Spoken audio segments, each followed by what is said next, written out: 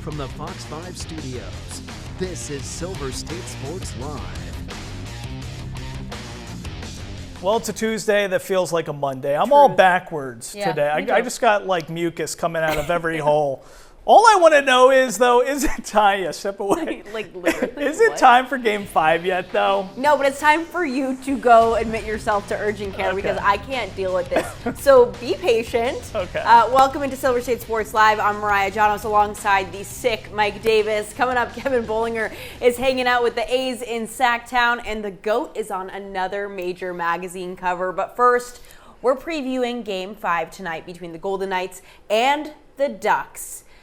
The Ducks are quacking their way back in town for Game 5 in what is now a best-of-3 series with the Golden Knights. Puck drop set for 6:30.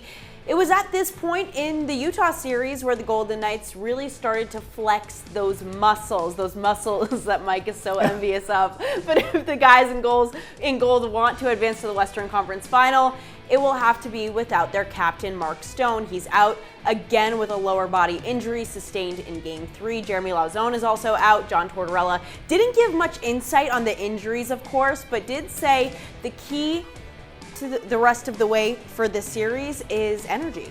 You know, when you have a series 2-2, I think I don't think it's I think it's energy. I think the energy is going to be high. This is where the players like to play in these type of games, and where it's scrutinized. It's more high stakes now as far as basically a 3-game series. I don't think there'll be any problem with energy or mental fatigue or anything like that. I think it'll be the other way. Just looking at this series, you know, we win one, we lose one, win one, lose one. And, you know, the good part about it is that, you know, in our regular season, we win a lot through the down moments. And, you know, I think this is why we stay calm and just keep playing. All right, so here now to get us set for Game 5 tonight is our Golden Knights reporter, Vince Sapienza. Vince, the captain, Mark Stone, out again tonight with a lower body injury. How did the Golden Knights make up for his absence? Yeah, obviously you're never going to quite fill the skates of your captain, Mark Stone. He's the emotional leader, and his skills are world class. But the silver lining, if there are any for the Golden Knights, is that they've been here before. They've had to find ways to play and win without Mark Stone. One of the big keys to that is depth scoring, and look no further than Brett Howden, who has found a lot of chemistry on the line with Mitch Marner. 7 goals in the Stanley Cup playoffs. That leads the entire postseason, and when you consider he only scored 12 during the regular season, he is popping and scoring at the right time. Now, it's going to be more than just one player. It is going to be a collective when it comes to filling those skates, as we were talking about with Mark Stone. Another player to keep an eye on is Tomas Hertl, who finally found the back of the net, snapping a 29-game goalless drought, albeit it came as a 6-5 situation. It came in a loss in Game 4, but John Tortorella talked about it and said, look, any way it finds the back of the net, there's going to be a sense of relief. You saw it in his celebration at the end of the game in Anaheim. A burden was taken off his shoulders, a weight was taken off his shoulders, and you hope that unlocks him, that at least relieves him just a little bit moving forward, because the Golden Knights do need more scoring moving forward. They need it up and down their lineup. It can't be just Mitch Marner. It can't be just Jack Eichel. They need a little bit more from everybody, especially with Mark Stone out. Yeah, absolutely. Now, massive game tonight. A tough one for VGK. Last time out, the series completely changed. Instead of going up 3-1, it's now tied at 2. What went wrong in Game 4 that the Knights have to fix in order to win Game 5 tonight and take a hold of the series? Yeah, I think when you look ahead to Game 5, the biggest change or biggest difference you need to see is in special teams. And that's fascinating considering leading into Game 4, special teams was the name of the game for Vegas. The penalty killing unit was operating at a 96% heading into Game 4, but they gave up 2 power play goals, and that turned out to be the difference in a 4-3 loss. Discipline is the name of the game. There hasn't been a lot of post-whistle skirmishes or things like that. It's all been during the run of play, and it's really just taking care of their stick. A lot of hooking, a lot of slashing, a lot of high sticks. If the Golden Knights can get their discipline in check, stay out of the box, keep this game 5-on-5, and get back to how they were playing in Game 3, where they kept the Anaheim Ducks' speed in check, then obviously that will favor the Golden Knights. The other big thing I talked to the team about this morning was using home ice advantage. As we talked about, the best of 7 has turned into a best of 3. Vegas have 2 games at home if it gets that far. They have to take advantage of that. How do they do that? You have to get the crowd into the game. Talking with some of the players, they said you have to utilize them. We make a big deal about playing on the road, playing at home, but the players understand getting the crowd into it is a deciding factor. We saw it in Anaheim, specifically in Game 4. Now Vegas have to counterpunch and do the same inside T-Mobile Arena. Expect a fast start from the Golden Knights. Expect them to lay some hits to get the crowd energized. And again, I go back to it all the time. That first goal is going to be huge, because if Vegas can get that first goal, get the crowd on fire, that can at least get them through the highs and lows of what is no doubt going to be a long game, as Vegas and Anaheim ready for a pivotal Game 5. The winner of Game 5, when the series is tied 2-2, the winner moves on to win the series nearly 80% of the time, guys. All right, thanks so much, Vince. All right, so meanwhile, there's some off-the-ice action that has VGK in the news. Reports coming out today of Vegas blocking former head coach Bruce Cassidy from speaking with the Edmonton Oilers about a job. It's not only interesting as Cassidy was fired back on March 30th. Yeah, but equally interesting as the Oilers still have a head coach on staff in Chris Knobloch. The Golden Knights have the ability to grant permission to Cassidy in coaching prospects, as they're still paying his contract. But this is just frustrating if I'm Bruce Cassidy. Like, how dare you?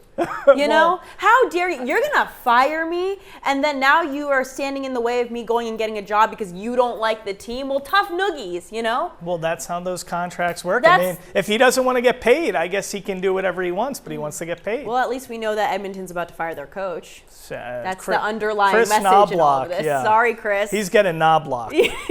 That's tough. All right. Still to come on Silver State Sports Live. The A's are back at it tonight. Kevin Bollinger has more with the team ahead of the series against the Cardinals.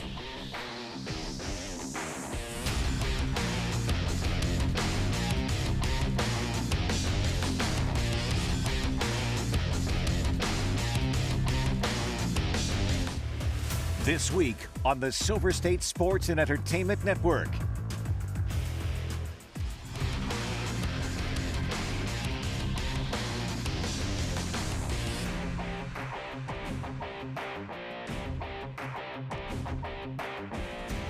Your Triple SEN lineup is sponsored by AAA Roadside Assistance. Visit AAA today.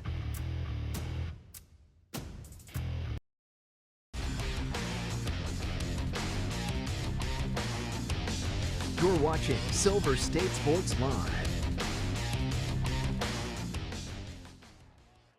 Tonight. Yeah, after winning 2 of 3 in Baltimore, the guys are back at home in Sacramento, ready to welcome J.J. Weatherholt and the St. Louis Cardinals. Yeah, the Athletics are 2 games above 500, still in first place of the AL West. Meanwhile, the Cardinals actually have a really good record at 23-17, but they just sit at 3rd place in a super competitive NL Central. Cubs are in the top spot there. Yeah, that division is absolutely stacked.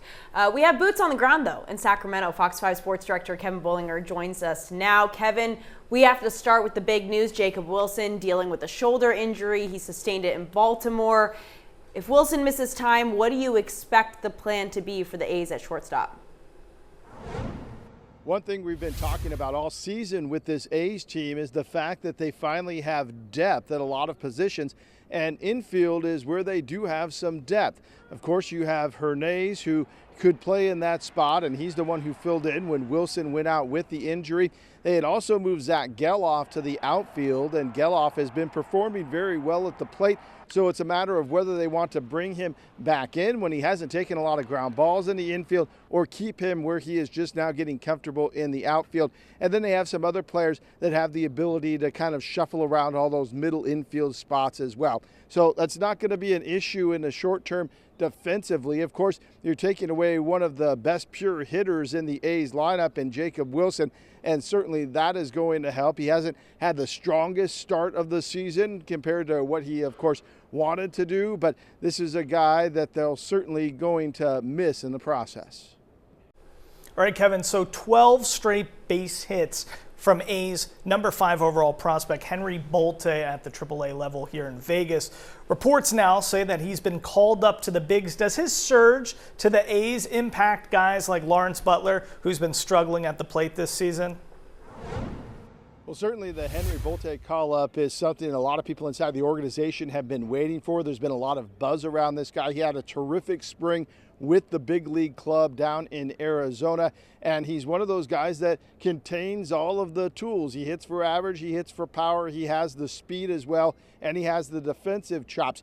He had the 12 consecutive hits and at-bats, but keep in mind, over the weekend for the Aviators in Las Vegas, he also had 9 extra base hits out of those 12. So that is something that the A's could certainly use as a little more pop. Their offensive numbers certainly not where they wanted them to be. Lawrence Butler's offensive numbers certainly where nobody wants them to be right now. So is that going to be that little extra push or give them the flexibility to give Butler a little more time to get back on track?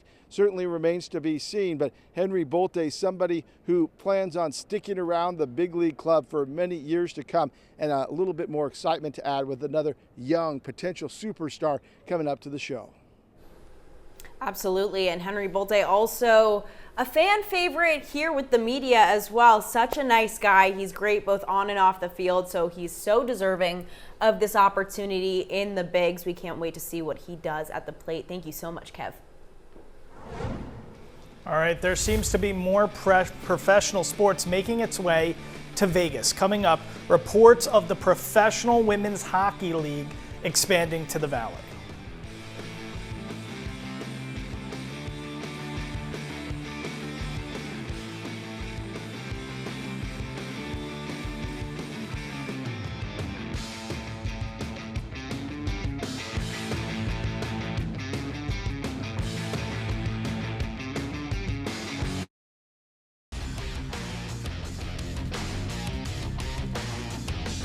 You're watching Silver State Sports Live. All right, get this. Another sports team could be coming to the Valley. Sources say that the Professional Women's Hockey League is expanding to Las Vegas, and an official announcement is expected to come tomorrow at T-Mobile Arena, though it's still unclear where the team will play. Unlike most pro leagues, the PWHL is owned and operated by a singular group. That is the Mark Walter Group, which also owns the Los Angeles Dodgers and the Los Angeles Lakers. Yeah, the move comes as the league is looking to expand to 12 teams. Detroit was announced last week. Vegas would become the 10th team. Hamilton, Ontario, and San Jose are the 2 other likely markets. So we'll be following along this story, as it develops.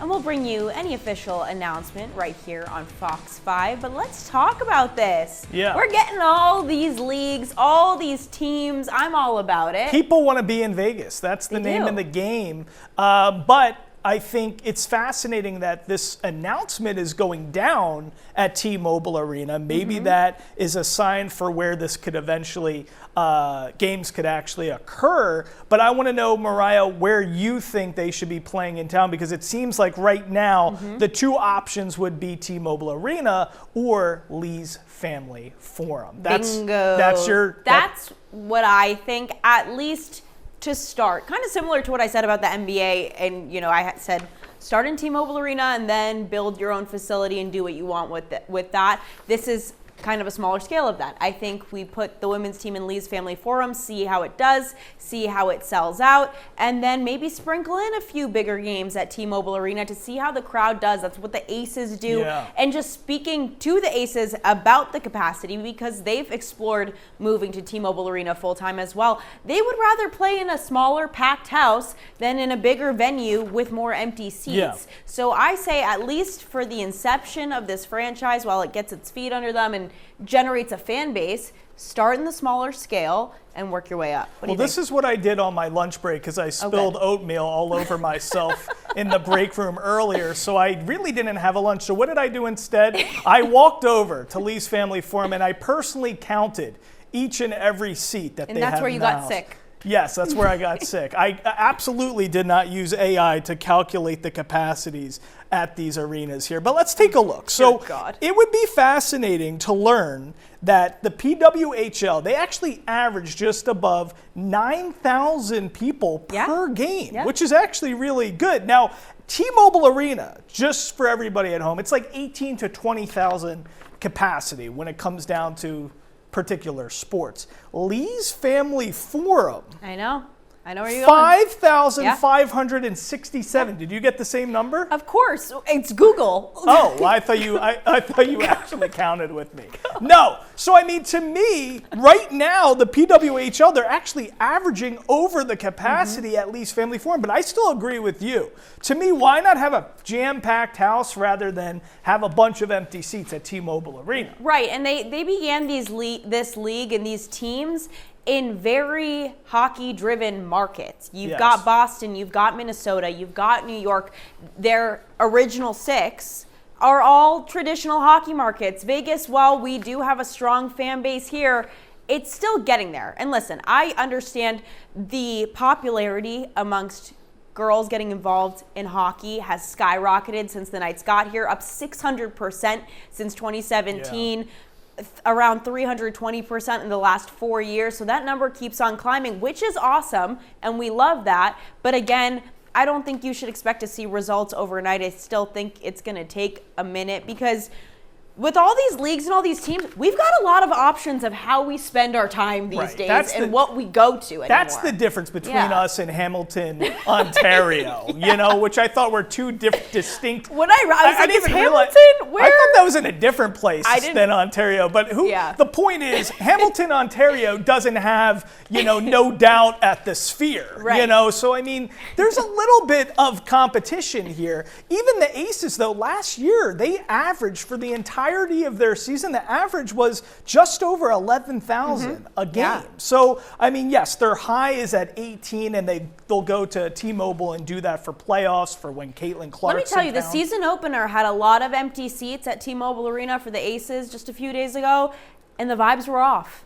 Well, and it's not just about, ladies and gentlemen, it's not just because of interest. It's because things are expensive. Yes. Gas is expensive. Yes. Tickets are expensive. Going, to buy producer James peanuts and M&Ms and oatmeal. Drinks. Oatmeal. Everything is expensive. So, you can't just go loosey-goosey to every single, sporting event in town. So to me, maybe keep prices a little cheaper. Have it at Lee's Family Forum. To me, that's the name of the game for this team. Yeah. We just need to know what the team name is going to be. That's going to be cool. We can put feelers out once again like we did with the NBA. You guys had such great takes on what the NBA team should be named. I'm curious to see what direction we go in with the women's hockey team. Okay, and we'll keep our eyes tuned for that tomorrow. Now, yesterday, Indiana Hoosiers, the football team, they made their official visit to the White House to celebrate their 2025 national championship win. You can see standing next to Trump holding the uniform, that's the coach right there,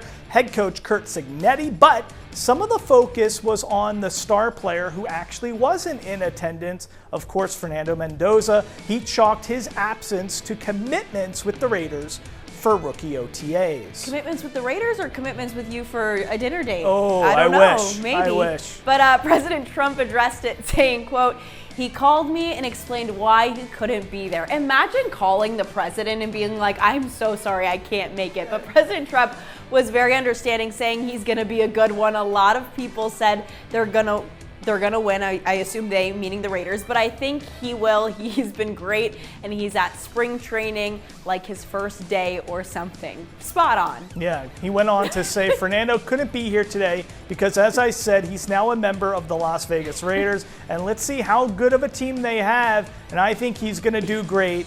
He's a winner. I love it. Yeah. There's nobody who likes Dove Kleiman tweets of Fernando Mendoza throwing a football more than me. Now, take a look at this right here. A former Rebel football star is making waves in the UFL. UNLV fans will remember a name by this running back, Kylan James. He played the 2024 season with the Scarlet and Gray. And now James finds himself competing in the UFL for the St. Louis Battlehawks.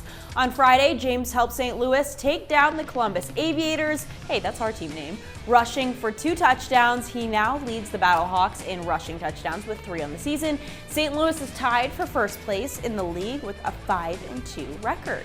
I got to get plugged in on UFL. You know, I'm not there yet. There's still time. Okay, they'll probably come here one day eventually too. Right, and we'll have one more thing to choose from.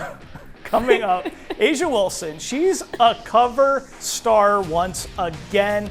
From Time to Women's Health, now she's gracing another big-time cover. We'll show you it after the break. Queen.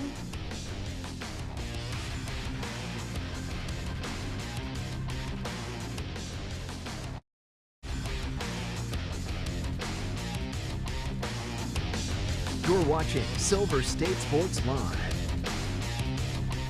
Okay, let's give her all the attention Yes. because she deserves it. A'ja Wilson just snagged her 3rd ring. We saw that, but now she's collecting more magazine covers. And she looks flawless while doing it, kicking off the 2026 season with a Vanity Fair feature. Stunning. The Global Sports issue has our girl on the cover with the caption, "Takes Flight." I love it. In the feature, Wilson details how she wants to prove that she's the best. And I just want to tell you, A'ja, you are, but please keep proving it to us, because when you prove it, you win chips. And that's the mentality we need. Also, Carlos Alcaraz was on an alternative cover, but this is the better one right here. This is obviously the better one. And I just need to say, she doesn't need to prove it anymore. I think it's been solidified, but I love the dedication and the drive and what motivates her. But like, girl, you won. Yeah, you don't have to You stay prove it. winning. Congratulations. We love you, A'ja. Great cover. See you tomorrow.